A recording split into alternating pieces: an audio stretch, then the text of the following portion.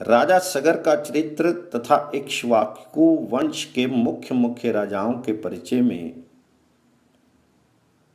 लोमहर्षण जी कहते हैं, राजकुमार सत्यव्रत भक्ति दया और प्रतिज्ञावश विनय पूर्वक विश्वामित्र जी की स्त्री का पालन करने लगा। इससे मुनि बहुत संतुष्ट हुए। उन्होंने सत्यव्रत से इच्छा अनुसार वर मांगने के लिए कहा तो राजकुमार बोला, मैं इस शरीर के साथ ही स्वर्गलोक में चला जाऊं। जब अनावृष्टि का भय दूर हो गया तब विश्वामित्र ने उसे पिता के राज्य पर अभिषिक्त करके उसके द्वारा यज्ञ कराया। वे महातपस्वी थे। उन्होंने देवताओं तथा वशिष्ठ के देखते देखते सत्यव्रत को शरीर सहित स्वर्गलोक में भेज दिया। उसकी पत्नी का नाम सत्यरथा था। वह कैके कुल की कन्या थी। उसने हरिश्चंद्र नामक निष्पाप पुत्र को जन्म दिया। रासु यज्ञ का अनुष्ठान करके वे सम्राट कहलाए। हरिश्चंद्र के पुत्र का नाम रोहित था। रोहित के हरित और हरित के पुत्र चंचु हुए।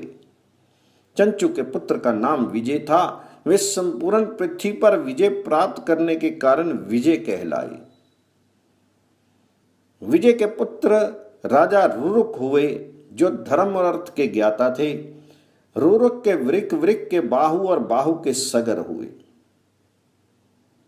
वे गर अर्थात विष के साथ प्रकट हुए थे, इसलिए उनका नाम सगर हुआ। उन्होंने भृगुवंशी और मुनि से आग्नेय अस्त्र प्राप्त करके ताल, झंग और हेहे नामक क्षत्रियों को युद्ध में हराया और समूची पृथ्वी पर विजय प्राप्त की। फिर शक, पहनव तथा पारदों के धर्म का निराकरण किया। मुनियों ने कहा, सगर की उत्पत्ति गर के साथ कैसे हुई? उन्होंने क्रोध में आकर शक आदि महातेजस्वी क्षत्रियों के कुलोचित धर्मों का निराकरण क्यों किया? ये सब विस्तार पूर्वक सुनाइए। तो लोमहर्षण जी ने कहा, राजा बाहु व्यसनी थे, अतः पहले हेहे नामक क्षत्रियों ने ताल, जंघों और शकों की सहायता से उनका राज्य छीन लिया। यमन, पारद, कंबोज तथा पहनव नाम के गणों ने भी हेहों के लिए पराक्रम दिखलाया। राज्य छिन जाने पर राजा बाहु दुखी हो पत्नी के साथ वन में चले गए। वहीं उन्होंने अपने प्राण त्याग दिए। बाहु की पत्नी यादवी गर्भवती थी। वे भी राजा का सहगमन करने को प्रस्तुत हो गई। उन्हें उसकी सोच ने पहले से ही जहर दे रखा था। उन्होंने वन में चिता बनाई और उस पर आरूढ़ हो पति के साथ भस्म हो जाने का विचार किया। भृगुवंशी और मुनि को उसकी दशा पर बड़ी दया आई। उन्होंने रानी को चिता में जलने से रोक दिया। उन्हीं के आश्रम में गर्भ जहर के साथ प्रकट हुआ और वही महाराज सगर हुए। और उन्हें बालक के जात कर्म आदि संस्कार किए, वेद शास्त्र पढ़ाए तथा आग्नेय अस्त्र भी प्रदान किया जो देवताओं के लिए दुस्सह है। उसी से सगर ने हेहे वंशी क्षत्रियों का विनाश किया और लोक में बड़ी भारी कीर्ति पाई। तदनंतर उन्होंने शाक्य, यमन, काम्बोज, पारद तथा पहनव गणों का सर्वनाश करने के लिए उद्योग किया।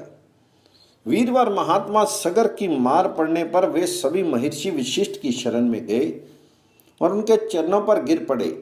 तब महातेजस्वी वशिष्ठ ने कुछ शर्त के साथ उन्हें अभेदान दिया और राजा सगर को रोका। सगर ने अपनी प्रतिज्ञा तथा गुरु के वचन का विचार करके केवल उनके धर्म का निराकरण किया और उनके वेश बदल दिए। शकों के आधे मस्तक को मूंडकर विदा कर दिया। यमनों और काम्बोजों का सारा सिर मुंडा दिया। पारदों के सारे केश उड़ा दिए। धर्म विजयी राजा सगर ने इस पृथ्वी को जीतकर अश्वमेध यज्ञ की दीक्षा ली और अश्व को देश में विचरने के लिए छोड़ा। वे अश्व जब पूर्व, दक्षिण, समुद्र के तट पर विचर रहा था, उस समय किसी ने उसको चुरा लिया और पृथ्वी के भीतर छिपा दिया। राजा ने अपने पुत्रों से उस प्रदेश को खुदवाया। महासागर की खुदाई होते समय उन्होंने वहां आदि पुरुष भगवान विष्णु को, जो हरि कृष्ण और प्रजापति नाम से भी प्रसिद्ध हैं, महर्षि कपिल के रूप में शयन करते देखा। जागने पर उनके नेत्रों के तेज से वे सभी जलकर भस्म हो गए। केवल 4 ही बच्चे, जिनके नाम हैं बहिर्केतु, सुकेतु, धर्मरथ और पंचनद, यही राजा के वंश चलाने वाले हुए। कपिल रूपधारी भगवान नारायण ने उन्हें वरदान दिया कि राजा इक्ष्वाकु का वंश अक्षय होगा और इसकी कीर्ति कभी मिट नहीं सकती। तो भगवान जी ने समुद्र को सगर का पुत्र बना दिया और अंत में उन्हें अक्षय स्वर्गवास के लिए भी आशीर्वाद दिया। उस समय समुद्र ने अर्घ लेकर महाराज सगर का वंदन किया। सगर का पुत्र होने के कारण इस समुद्र का नाम सागर हुआ। उन्होंने अश्वमेघ यज्ञ के उस अश्व को पुनः समुद्र से प्राप्त किया और उसके द्वारा 100 अश्वमेघ यज्ञ के अनुष्ठान पूर्ण किए। हमने सुना है राजा सगर के 60,000 पुत्र थे। तो मुनियों ने पूछा, साधुवर, सगर के 60,000 पुत्र कैसे हुए? वे अत्यंत बलवान और वीर किस प्रकार हुए? तो लोमहर्षण जी ने कहा, सगर की 2 रानियां थी जो तपस्या करके अपने पाप दग्ध कर चुकी थी। उनमें बड़ी रानी विदर्भ नरेश की कन्या थी, उसका नाम केशनी था। छोटी रानी का नाम महती था। वह अरिष्ट नेमी की पुत्री तथा परम धर्मपरायणा थी। इस पृथ्वी पर उसके रूप की समता करने वाली कोई दूसरी स्त्री नहीं थी। महर्षि और ने उन दोनों को इस प्रकार वरदान दिया, एक रानी 60,000 पुत्र प्राप्त करेगी और दूसरी को सिर्फ एक ही पुत्र होगा, किंतु वह वंश का चलाने वाला होगा। इन 2 वरों में से जिसकी जिसे इच्छा हो वही वे वर ले ले। तब उनमें से एक ने 60,000 पुत्रों का वरदान ग्रहण किया और दूसरी ने वंश चलाने वाला एक ही पुत्र को प्राप्त करना चाहा। मुनि ने तथास्तु कहकर वरदान दे दिया। फिर एक रानी के राजा पंचजन हुए और दूसरी ने बीज से भरी हुई एक तुम्बी उत्पन्न की। उसके भीतर तिल के बराबर 60,000 गर्भ थे। वे समय के अनुसार सुखपूर्वक बढ़ने लगे।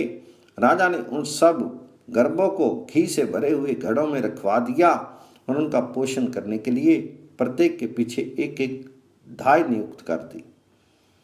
तत्पश्चात क्रमशः 10 महीनों में सगर की प्रसन्नता बढ़ाने वाले वे सभी कुमार उठकर खड़े हो गए। पंचजन ही राजा बनाए गए। पंचजन के पुत्र अंशुमान हुए जो बड़े पराक्रमी थे। उनके पुत्र दिलीप हुए थे जो खटवांग के नाम से भी प्रसिद्ध हैं, जिन्होंने स्वर्ग से यहाँ आकर 2 घड़ी में ही जीवन में अपनी बुद्धि तथा सत्य के प्रभाव से परमार्थ साधन के द्वारा तीनों लोक जीत लिए। दिलीप के पुत्र का महाराज भगीरथ हुए, जिन्होंने नदियों में श्रेष्ठ गंगा को स्वर्ग से पृथ्वी पर उतारकर समुद्र तक पहुंचाया और उन्हें अपनी पुत्री बना लिया। भगीरथ की पुत्री होने के कारण ही गंगा को भगीरथी कहते हैं। भगीरथ के पुत्र राजा श्रुत हुए। श्रुत के पुत्र नाभाग हुए जो बड़े धर्मात्मा थे।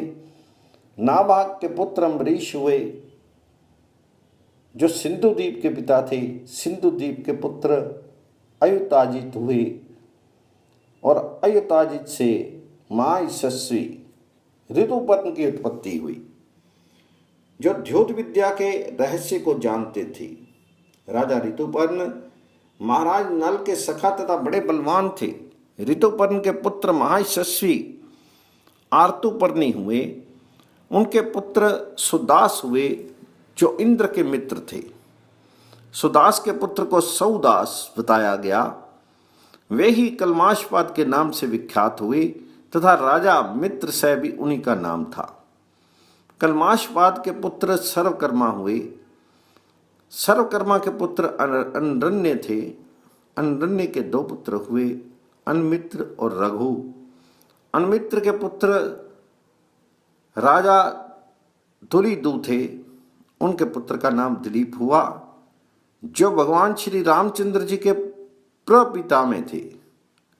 दिलीप के पुत्र महाबाहु रघु हुए, जो अयोध्या के महाबली सम्राट थे। रघु के अज और अज के पुत्र दशरथ थे। दशरथ से महायशस्वी धर्मात्मा श्री राम का प्रादुर्भाव हुआ। श्री रामचंद्र जी के पुत्र कुश के नाम से विख्यात हुए। कुश से अतिथि का जन्म हुआ, जो बड़े यशस्वी और धर्मात्मा थे। अतिथि के पुत्र महाप्रकर्मी निषद थे। निषद के नल और नल के नभ हुए। नभ के पुंडरीक और पुंडरीक के क्षेमधन्वा हुए। क्षेमधन्वा के पुत्र महाप्रतापी देवानिक थे। देवानिक से अहिनगु, अहोनगु से सुधन्मा, सुधन्मा से राजा शल, शल से धर्मात्मा उक्य से वज्रनाभ तथा वज्रनाभ से नल का जन्म हुआ। मुनीश्वरों, पुराण में 2 ही नल मौजूद प्रसिद्ध हैं। एक तो चंद्रवंशी वीरसेन के पुत्र थे और दूसरे इक्ष्वाकु वंश के धुरंधर वीर थे। इक्ष्वाकु वंश के मुख्य पुरुषों के नाम बताए गए। ये सूर्य वंश के अत्यंत तेजस्वी राजा थे। अदिति नंदन सूर्य की तथा प्रजाओं के पोषक श्राद्ध मनु की इस सृष्टि परंपरा का पाठ करने वाला मनुष्य संतानवान होता है और सूर्य का सायुज्य प्राप्त कर लेता है।